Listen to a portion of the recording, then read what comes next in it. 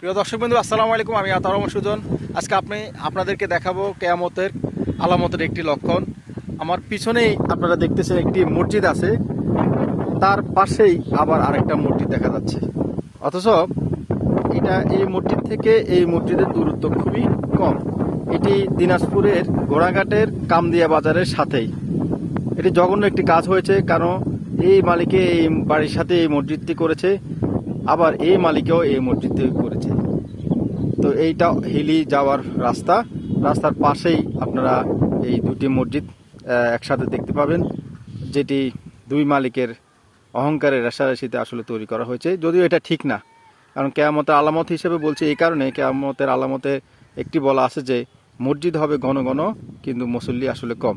দেখেন, এটি জুমা মসজিদ আর এটি মনে হয় পাঞ্জাগানা মসজিদ। তো তাহলে মসজিদ তো এলাকার মানুষগুলো সীমিত, অল্পই।